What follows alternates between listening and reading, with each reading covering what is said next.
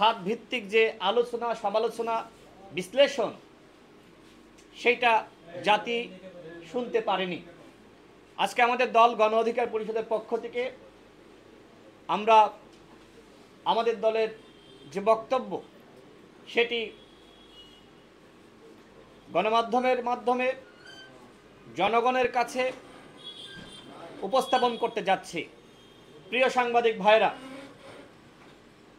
অন্তর্বর্তীকালীন সরকারের মেয়াদে ঘোষিত আসন্ন বাজেট 2025-26 অর্থবছরে যে বাজেট এই সরকার ঘোষণা করেছে, সেই বাজেটের মধ্যে আওয়ামী সরকারের যে বাজেট, সেই বাজেটেরই ছাপ পরিলক্ষিত হয়েছে। বরাবরের মতো এবারও 2,26,000 কোটি টাকা ঘাটতি বাজেট, যা ব্যাংক ঋণ ও বৈদেশিক অনুদান থেকে পূরণ করা হবে। অর্থাৎ এবারের বাজেটেও বিদেশ নির্ভরতা কমানো যায়নি। চলতি অর্থবছরে এনবিআর থেকে 4,99,00,000 কোটি টাকা রাজস্ব আদায়ের লক্ষ্য থাকলেও তা পূরণ হয়নি।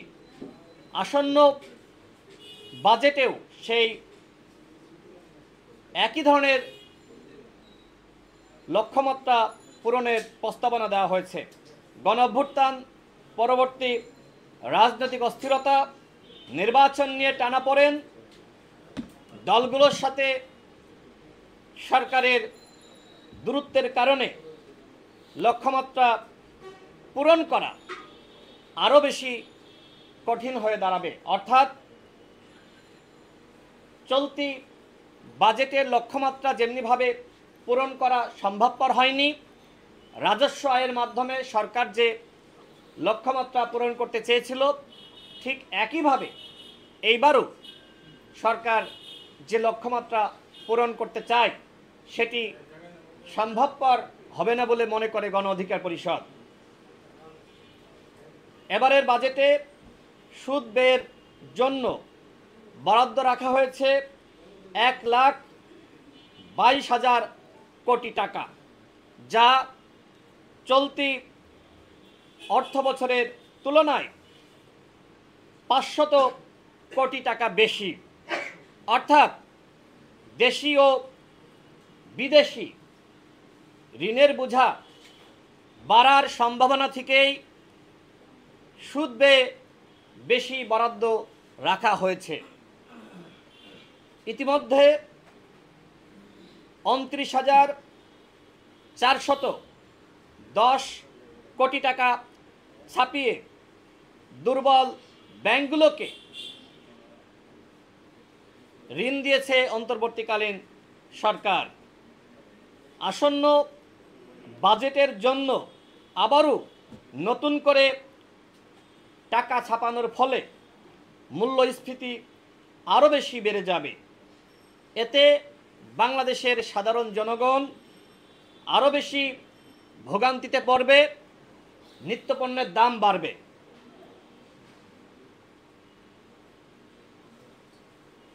আসন্ন বাজেটে গড় মূল্যস্ফীতি 6.5% মধ্যে ধরে রাখার লক্ষ্য ঠিক করা হয়েছে, যেটা এই মুহূর্তে এবং বর্তমান পরিস্থিতি বিবেচনায় বাস্তবায়ন করা খুবই কঠিন। বর্তমানে গড় মূল্যস্ফীতি প্রায় 10% কাছাকাছি। সেখানে সরকার আসন্ন বাজেটে 6.5% মধ্যে লক্ষ্যমাত্রা ঠিক করেছে, যেটি বাস্তবসম্মত নয় বলে আমরা মনে করি। গণঅভ্যুত্থান পরবর্তী সরকার কর্মসংস্থান নিয়ে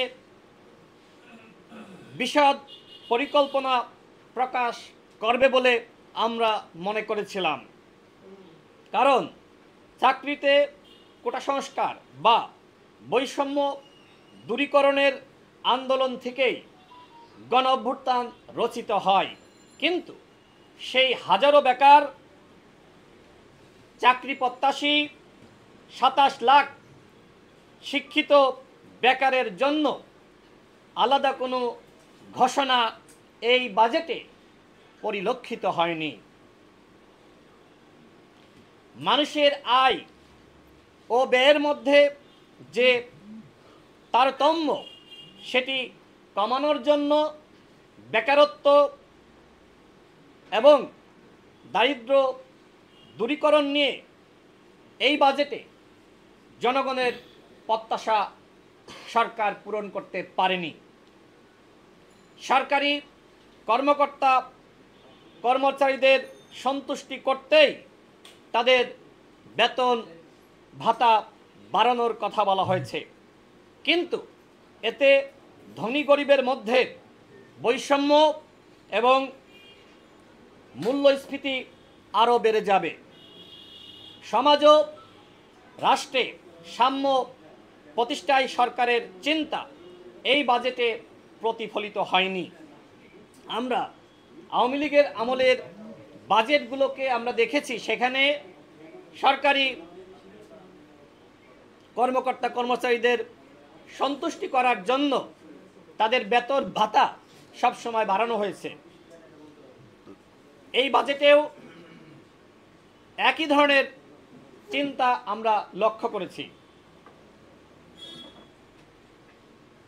যেখানে বাজেটে শিক্ষা ও চিকিৎসা খাতে বরাদ্দ বাড়ানোর কথা ছিল, স্বাস্থ্য খাতে সংস্কার কমিশনের প্রস্তাবনা অনুযায়ী বাজেটের